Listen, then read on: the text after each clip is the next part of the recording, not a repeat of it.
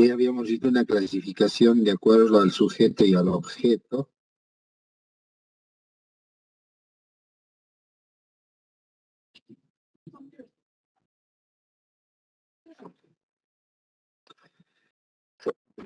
Hasta que me molestan las ventanas. Ahora vamos a tener una clasificación, pero ya no de la auditoría, sino más bien de lo que a nosotros nos importa, de la auditoría tributaria. A ver, hablemos de la auditoría tributaria, entonces de su clasificación. Nuevamente destacar que esta clasificación viene de,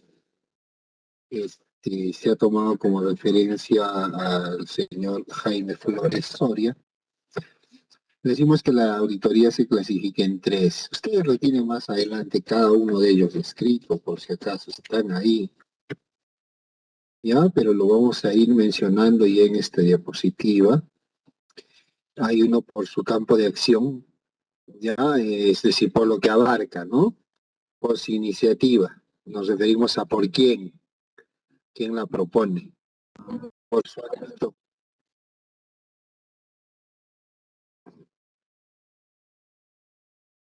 por su ámbito de funcional, es decir, qué tipo es, ¿no? Y todo esto está reconocido, por si acaso, el último en el Código Tributario.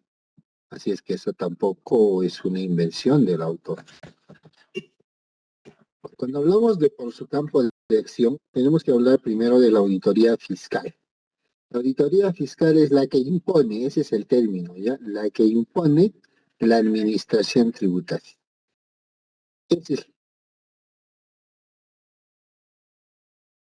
Esa es la auditoría fiscal, ¿ya? ¿De acuerdo? Esa es la auditoría fiscal, la que impone la administración tributaria.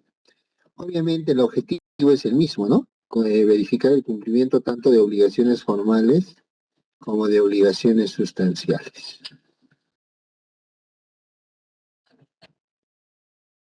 Ahora, hablamos también en esta clasificación de por su campo de acción, hablamos de la auditoría preventiva. ¿Qué es la preventiva? Cuando la propone y la ejecuta la propia empresa.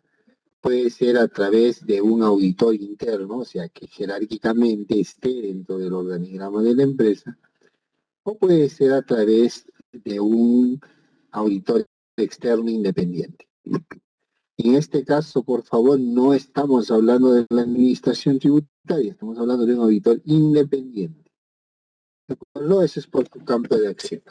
Pasamos a por su iniciativa, es decir, quién la propone. Cuando mencionamos a la auditoría tributaria preventiva, es aquella que la solicita, la contrata y la ejecuta el propio empresario a través de un auditor interno o uno externo. ¿Con qué fin se hace la auditoría tributaria voluntaria? Voluntaria, claro, con fines preventivos. No es decir, antes ¿de acuerdo? Antes de. Ahora, cuando hablamos de la auditoría tributaria obligatoria, pues es obviamente como su definición del diccionario lo indica, ¿no? No se puede escapar uno de esto, ¿ya?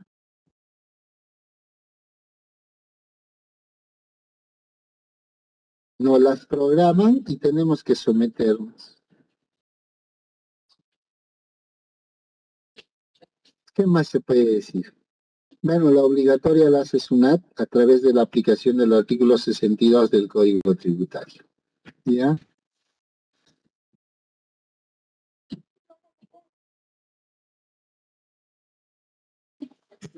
Y por último tenemos por su ámbito funcional.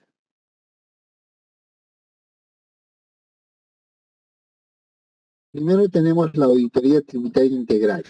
Creo que su definición de diccionario nos diría mucho, ¿no? Integral es todo.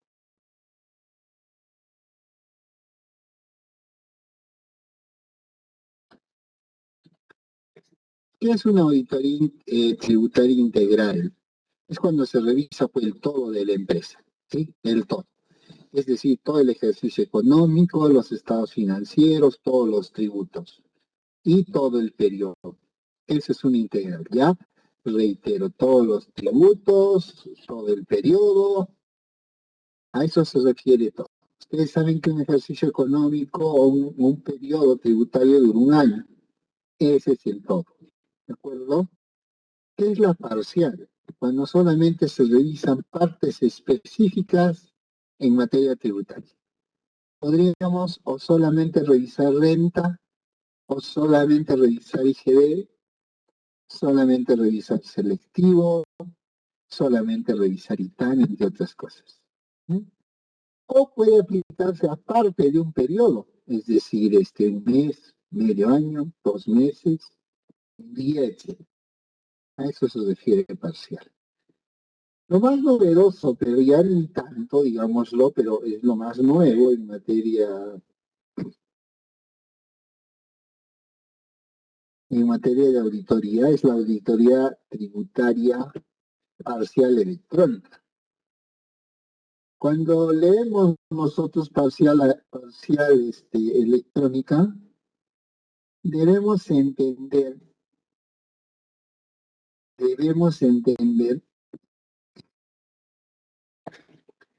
que este procedimiento básicamente se trabaja respecto a quienes están obligados a presentar y llevar libros electrónicos. Ya existe, digamos, una práctica desde hace muchos años de auditoría tributaria electrónica. Y es que esta se ha empezado con los generadores de renta de cuarta categoría, cuando en su momento se les obligó a llevar el libro de forma electrónica y lo siguen llevando así. También decimos hoy, ya casi todos estamos obligados a presentar libros electrónicos.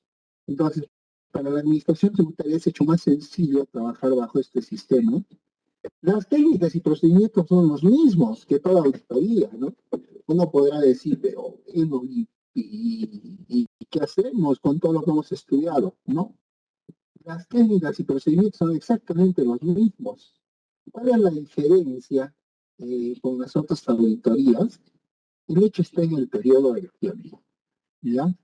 Está en el periodo del tiempo en que se ejecuta esta auditoría. Esta auditoría es rapidísima, dura nada más 30 días. ¿Por qué por qué es tan corta en tiempo?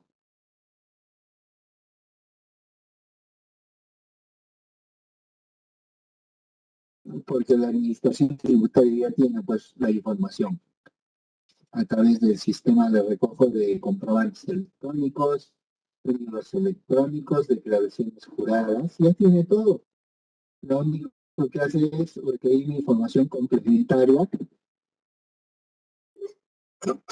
porque al momento que me programa la auditoría de la administración tributaria, ellos ya saben ya qué repagos ya han encontrado. Lo único que requieren es ratificar o de repente levantar la observación. Hablamos un poquito de las técnicas de auditoría. ¿Qué son técnicas? Acá tenemos varios conceptos. El primero de ellos dice que son métodos de investigación. Bueno, definitivamente en auditoría tributaria hay mucho que investigar. Por ejemplo, hay que contrastar saldo con proveedores clientes. Y eso justamente es investigación, ¿no? Es una técnica de auditoría que se llama pues, contrastación de saldos a través de la circularización de cartas, por ejemplo. No son procedimientos, dice, prácticos para obtener evidencia, eso es lo importante, ¿ya? El auditor tributario tiene que evidenciar su trabajo, pues no trabajamos sobre supuestos. A nivel documental estoy hablando, porque luego vamos a hablar de presunciones, eso es distinto. Pero a nivel documental no trabajamos sobre supuestos. Entonces hay que documentar.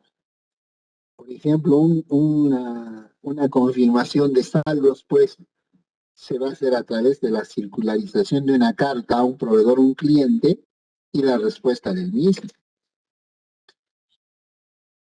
¿Qué más son? ¿Cómo más se definen las técnicas de auditoría?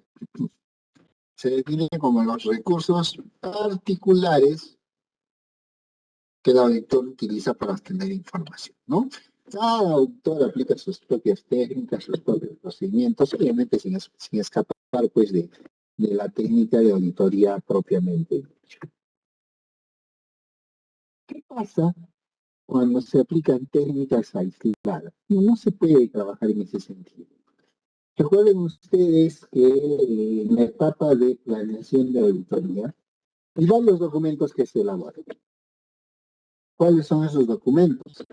Por ejemplo, está el memorándum de planificación, que una de sus partes que contiene, tenemos justamente el detalle de todas las actividades que va a desarrollar el auditor, y eso se llama programa de auditoría.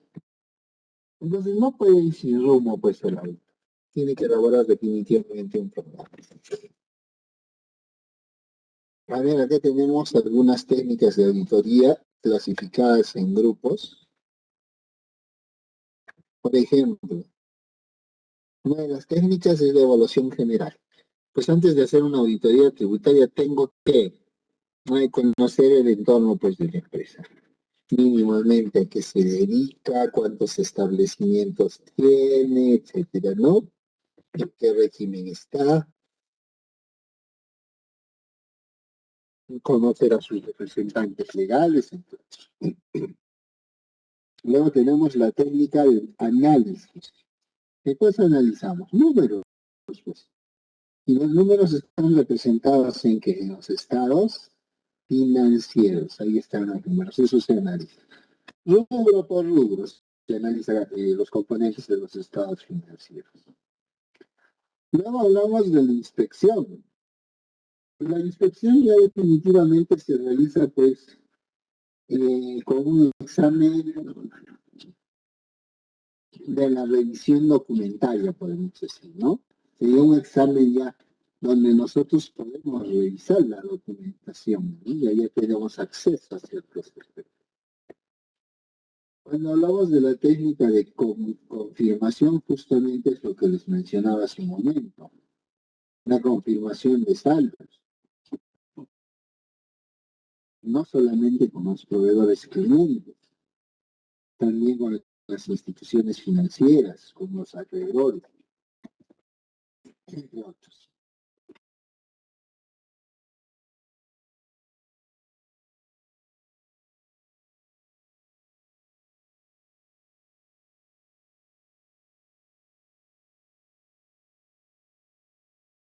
Perdón, chicos, yo persisto con mis problemas de salud, pero sigamos adelante. La investigación. El auditor tributario, para evidenciar su trabajo, tiene que investigar necesariamente. Recurriré a registros públicos, a mis bases de datos y a todos los vinculados, repito, a todos los vinculados con la empresa. La declaración. Señores, ¿es posible entrevistar a los propietarios, a los representantes legales?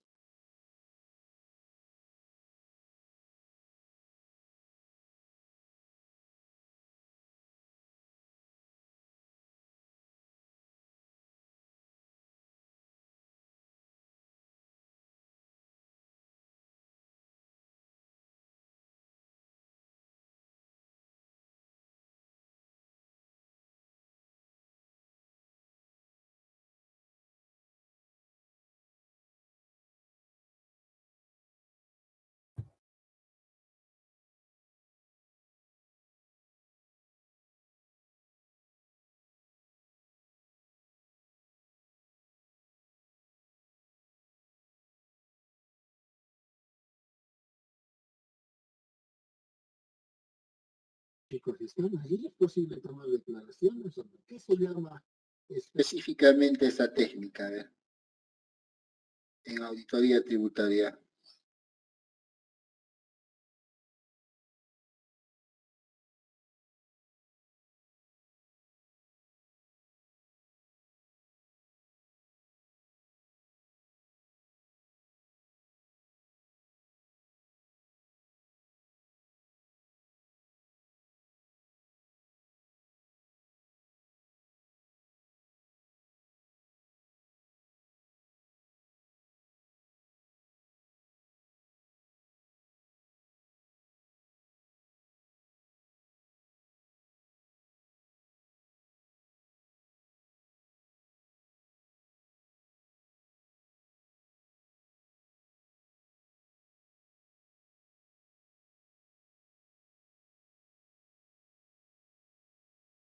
periodos no prescritos,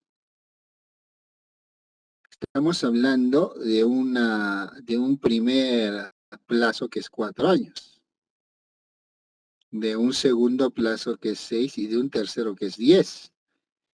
Aboquémonos al plazo de 10, estamos 2022. Si hablamos del plazo de 10, estamos diciendo que al 2012 todavía me pueden requerir libros de ese año. Es más, si soy régimen general, incluso me pueden fiscalizar el 2010. ¿Eso qué implica? Eso implica pues que vamos a tener que guardar en archivos justamente los libros y registros de los que hablas tú, Yonikov, de esos que se llevan a mano, ¿no? Así es que sí van a encontrar todavía, porque hay de periodos no prescritos. Recuerden ustedes que la obligación con los libros electrónicos está recién entrando en vigencia desde el 2020, que el 2018 en abril recién se ha terminado de virtualizar el primer simulacro, digamos así, la primera práctica, como quieren, y esta práctica era pues los contribuyentes de rentas de cuarta categoría, porque desde abril del 2018 ya no se entregan recibos físicos.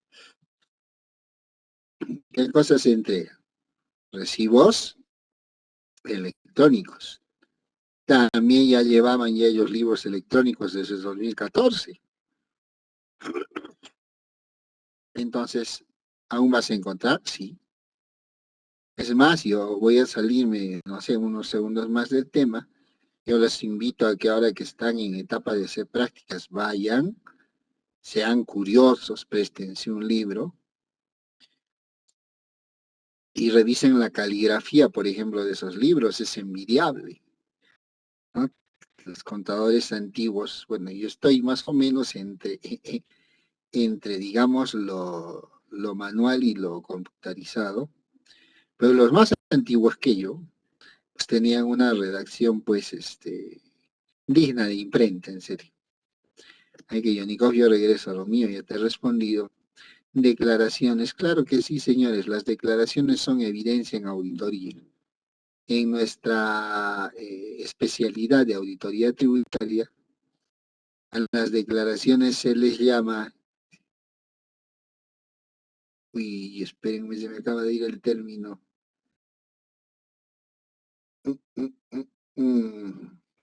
Sí, se me ha ido un momentito, por favor, hasta que regrese a mi mente, pero no llega. Comparecencia se le llama, ¿ya?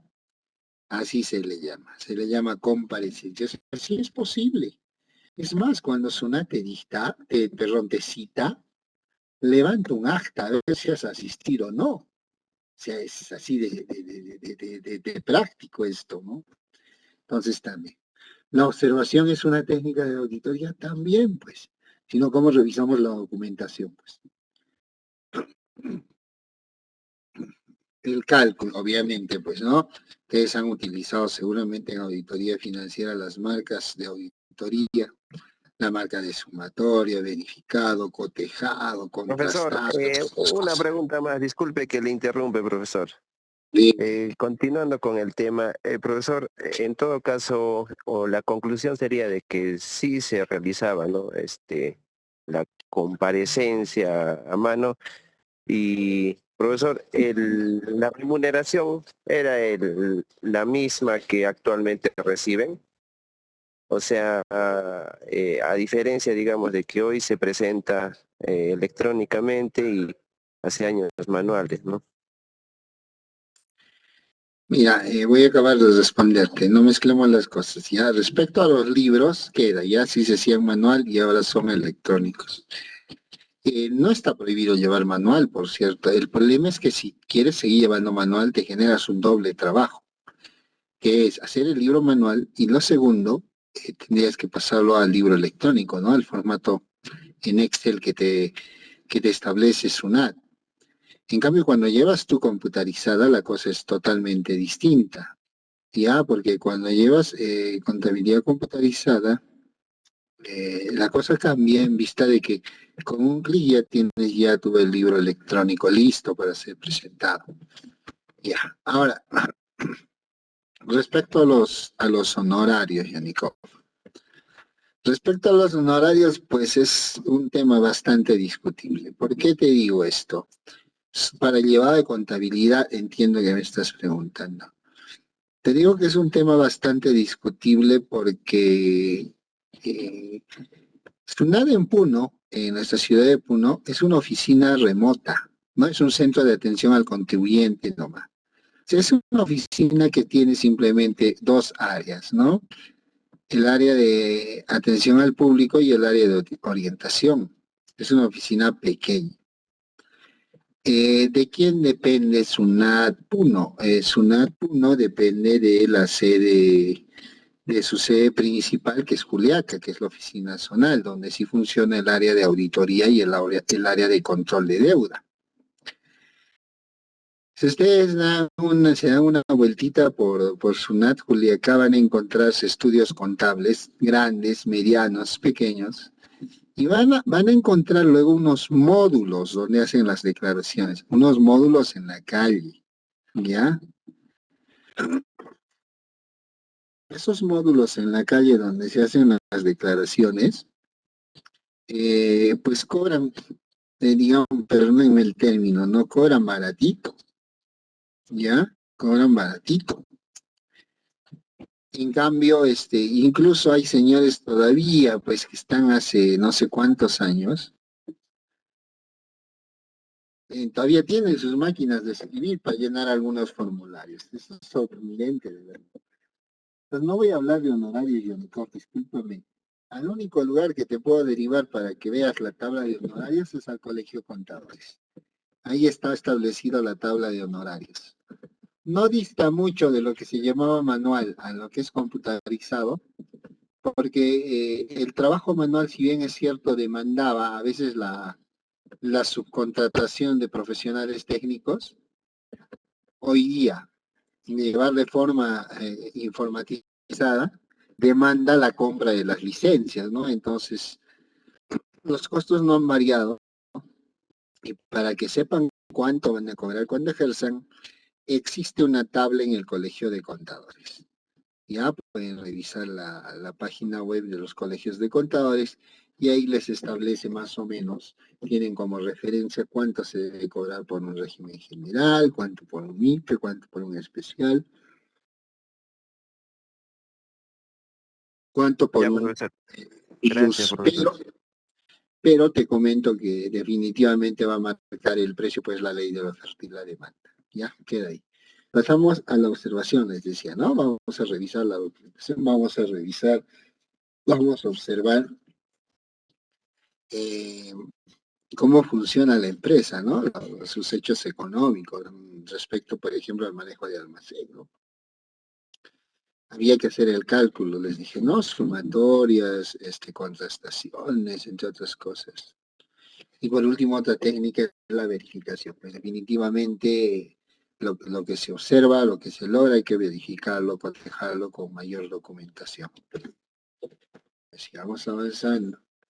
¿Qué es la evaluación general? Bueno, acá está cada una de las técnicas descritas. Acá no sé por qué me está diciendo esto. Hay que conocer la empresa, sus características generales, tipo societario, régimen, entre otras cosas. ¿Ya? ¿En base a qué se hace esto? En base a un criterio profesional. O sea, ¿qué necesito saber, pues, yo de esta empresa para hacerle una auditoría?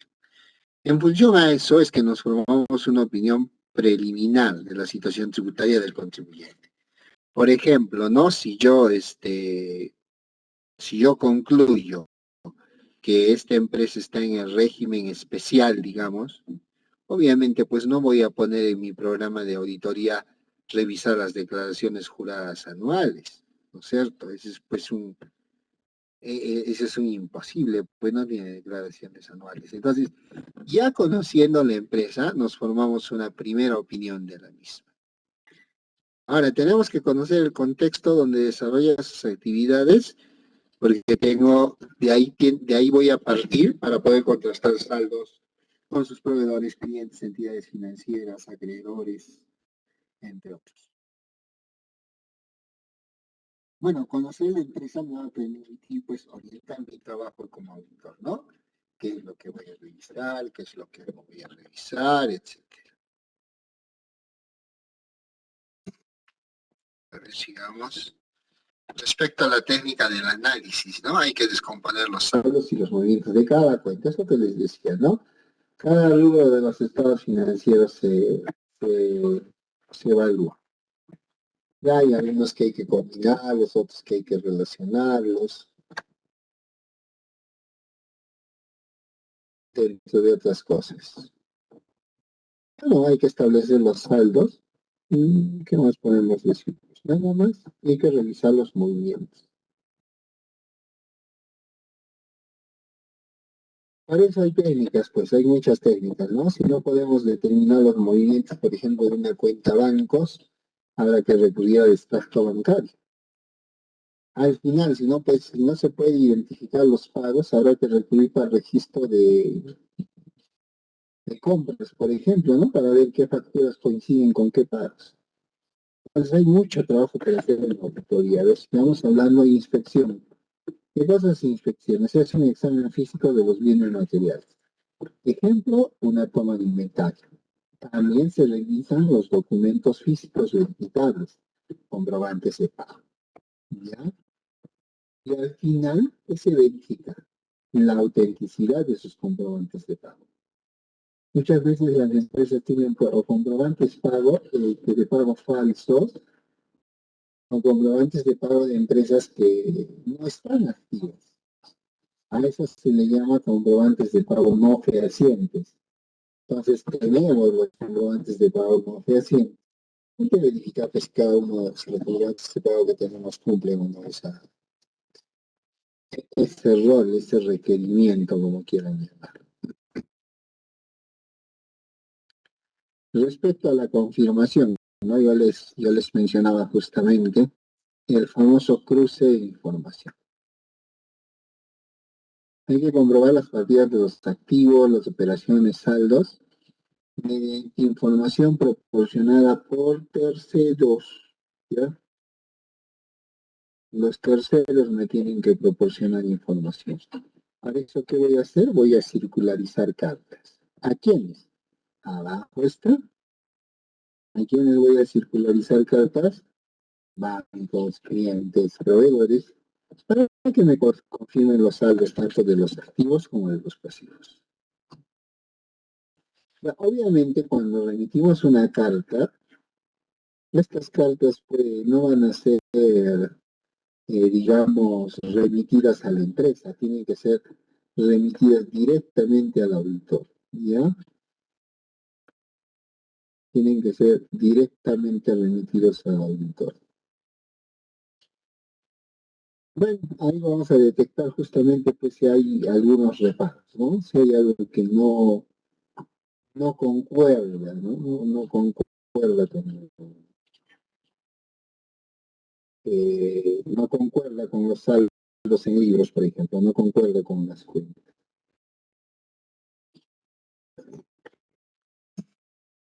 Investigación. Bueno, básicamente es para evaluar, dice el control interno, se obtiene del entorno interno de la empresa, ¿no? Y con eso vamos a desarrollar mejor nuestro trabajo. Pero bueno, antes de elaborar un programa de auditoría, tengo que investigar un poco eso. Puedo aplicar un cuestionario de control, por ejemplo. Imagínense una empresa que no tenga, perdón, se me ha ido. Imaginen una empresa que no tenga caja chica, por ejemplo, que todo pague con cheque o transferencia. Les pregunto, como auditor, reitero, a una empresa que no tiene caja chica, todo paga con cheques o transferencia. Así sea el monto más mínimo de esa transferencia. No paga jamás en efectivo. ¿Le harían ustedes un arqueo de caja? ¿Le programarían un arqueo de caja?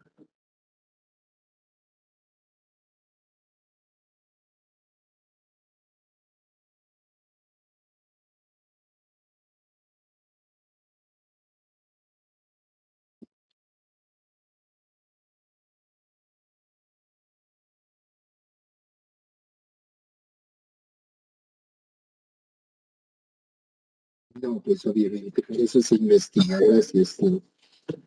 Respecto a la declaración, tiene que constar por escrito, ¿no es cierto?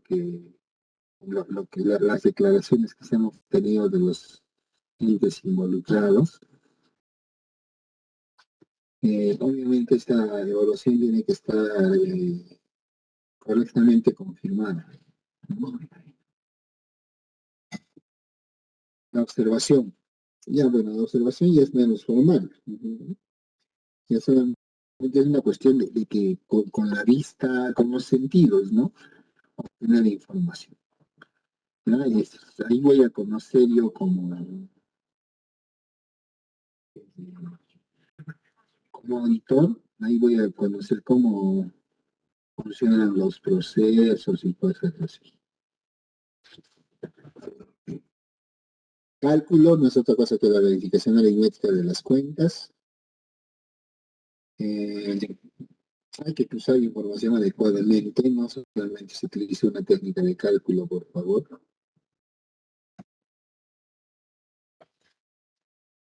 Hablamos ahora de la técnica de la verificación. Hay que verificar pues la información que se quiere, ya que sea precisa. Pero acá cuando hablamos de una revisión selectiva y parcial, es que no podemos afirmar que la auditoría pues es, digamos, absoluta. La auditoría tributaria no es totalmente integral, jamás, ¿ya? No es integral. ¿A qué se debe que no es integral? Es que la auditoría tributaria, una de sus técnicas, o una de las ciencias de las que se vale es la estadística, ¿ya? Estadística es lo que se utiliza. ¿Por qué? Porque no se revisa el todo. Se selecciona muestras, ¿ya? Se seleccionan muestras. Y al seleccionarse las muestras, pues obviamente tienen que ser las muestras más significativas. Y en función a eso se hace el y así que después de un todo. A ver, ¿qué más tenemos? ¿No tenemos esta parte del material o ya no? Ya. ¿Hasta dónde tenemos? Díganme, ¿hasta qué número está la segunda parte?